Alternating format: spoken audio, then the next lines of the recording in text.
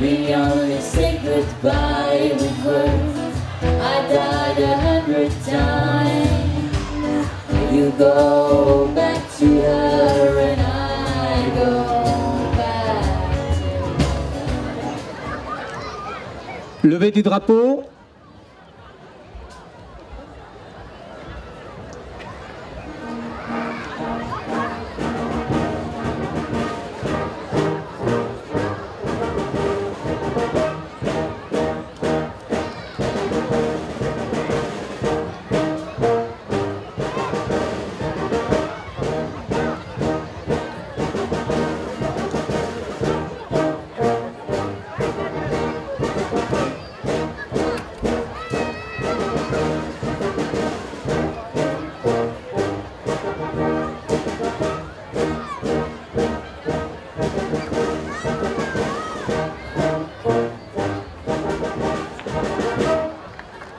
Prière patriotique. Seigneur, accorde ton secours au beau pays que mon cœur aime, celui que j'aimerais toujours, celui que j'aimerais quand même. Il est ma force et mon appui, m'indique le chemin à suivre. Je l'aime et je dépends de lui. Ailleurs, je ne pourrais pas vivre. Tu m'as dit d'aimer, j'obéis, mon Dieu, protège mon pays.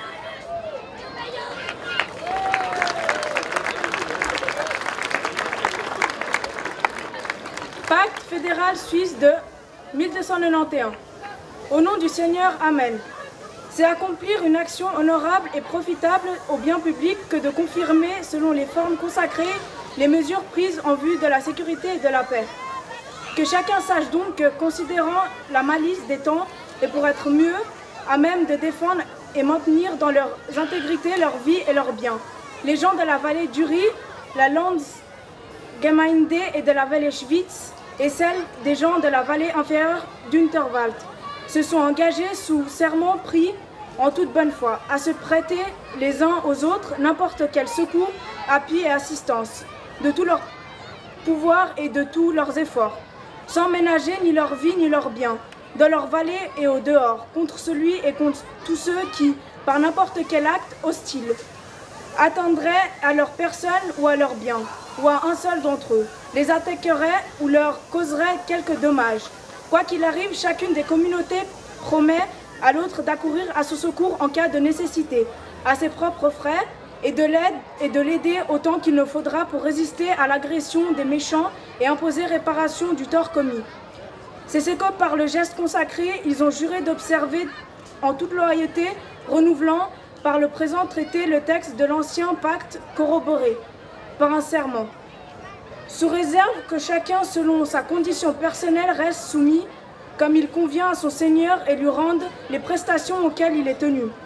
De même, après commune délibération et d'un accord unanime, nous avons juré, statué et décidé que nous n'accepterions et ne connaîtrions en aucun cas dans les dites vallées un juge qui aurait payé sa charge de quelque manière, soit en argent ou soit à quelque autre prix, ou qui ne serait pas de chez nous et membres de nos communautés. Si d'autre part un conflit surgit entre quelques-uns, les plus sages des confédérés doivent intervenir en médiateur pour apaiser les différends de la façon qui leur paraîtra efficace. Et les autres confédérés doivent se tourner contre la partie qui repousserait leur sentence.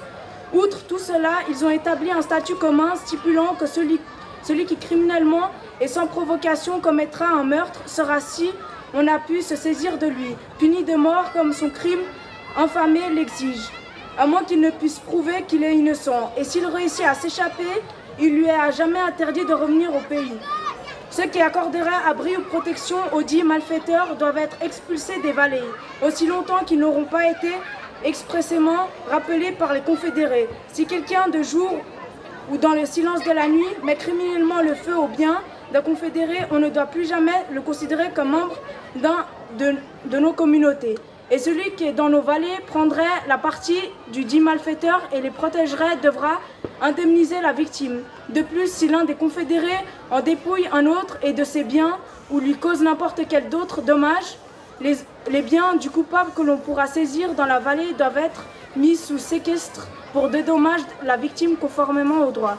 En outre, nul n'a le droit de saisie envers un autre confédéré à moins que celui-ci ne soit notoirement son débiteur ou ne soit porté caution envers lui.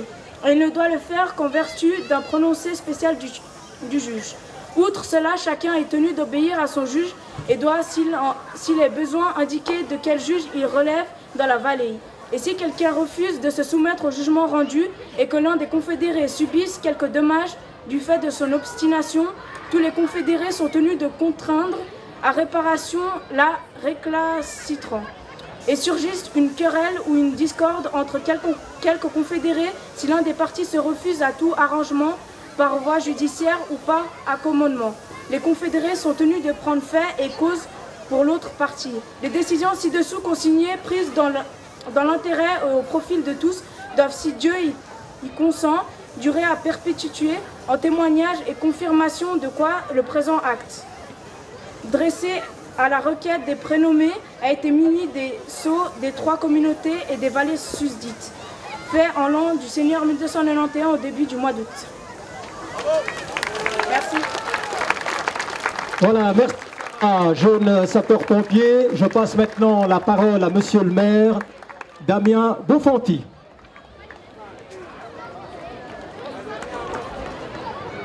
Mesdames et messieurs les députés, Madame la présidente du conseil municipal, Mesdames et messieurs les conseillers municipaux, chères Lanciennes et chers Lancéens, chers confédérés, résidentes et résidents, chers convives, j'aimerais, au nom du conseil administratif, de mes collègues messieurs Frédéric Ronvet et Stéphane Lorenzini, de la présidente du conseil municipal, Madame Nathalie Verguin, et de la secrétaire générale, Madame Odile de Garini, vous souhaiter la bienvenue à cette célébration de la fête nationale. Maire de la ville depuis le mois de juin dernier, j'ai le grand plaisir et l'honneur de prononcer l'allocution du 1er août cette année. La cérémonie du 1er août est un rendez-vous qui m'est cher car il offre l'opportunité à toute personne vivant en Suisse ainsi qu'aux Suisses et Suissesses de l'étranger de commémorer le fameux pacte de 1291, acte fondateur de la création de la Confédération helvétique.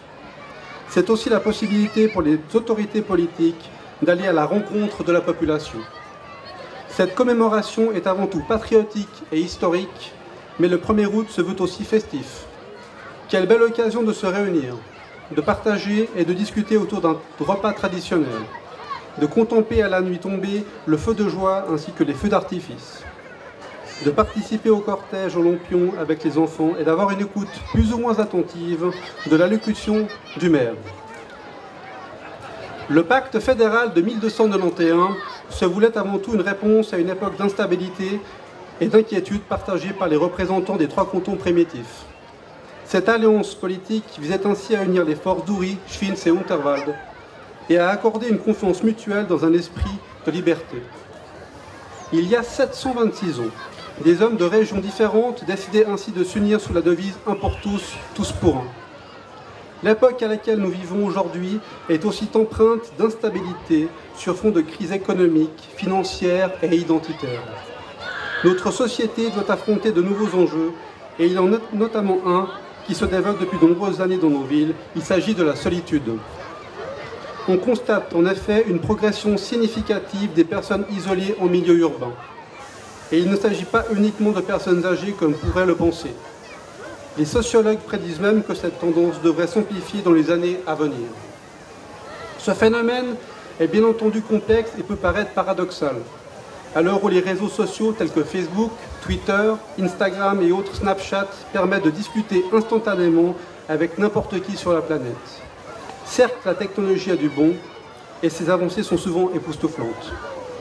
Mais il est aussi bon de se rappeler que nous vivons dans une société dans laquelle de plus en plus de personnes avouent ne s'être jamais senties aussi seules et exclues. Des réponses existent pour lutter contre l'isolement et nous devons, nous, habitantes et habitants de Lancy, d'y contribuer. C'est à chacune et chacun d'entre vous que revient la responsabilité de ne laisser personne en marge et d'aller à la rencontre des autres. Levons un peu plus souvent le nez de notre téléphone et tissons des liens réels avec nos voisines et nos voisins. Les autorités doivent aussi trouver des solutions pour améliorer le vivre ensemble. Notre commune doit offrir un cadre de vie ouvert et harmonieux et en favorisant un urbanisme du vivant, avec des quartiers et des espaces publics de qualité propices aux rencontres et au partage. Tout comme à l'époque du pacte fédéral, il y a plus de 700 ans, Nous nous devons aujourd'hui d'être plus solidaires, sans quoi nous finirons dans la ville de solitude chantée par Michel Sardou. C'est en portant une écoute attentive à nos semblables que nous pourrons mieux nous comprendre, nous accepter et nous côtoyer sereinement. Les traditionnelles festivités du 1er août font partie des moments proposés par la commune qui participent à nous sentir moins seuls, plus unis et plus entourés. Et tout au long de l'année, de nombreuses manifestations sont organisées dans cette optique. Et c'est peut-être là que les réseaux sociaux sont intéressants, car ils vous permettent de savoir ce qui se passe près de chez vous. Avant de terminer mon discours et de vous permettre de profiter de cette soirée avec votre famille, vos familles, amis et voisins, et autres habitants de la commune que vous ne connaissez pas encore, je souhaite procéder à quelques remerciements. Tout d'abord au comité d'organisation de cet événement, notamment le président, M. Nicolas Hasler, ainsi que les diverses associations anciennes qui participent activement à la réussite de cette manifestation. Les différents corps de sécurité, les collaboratrices et collaborateurs de la commune, la musique de Nancy et bien entendu tous les bénévoles qui œuvrent ce soir pour que la fête soit si belle et réussie. Qu'ils en soient toutes et tous remerciés, sincèrement. Bonne fête du 1er août, gutes fest vom 1. August, buona festa del 1 agosto, buon festa del 1 August, vive Nancy, vive Genève, vive la Suisse.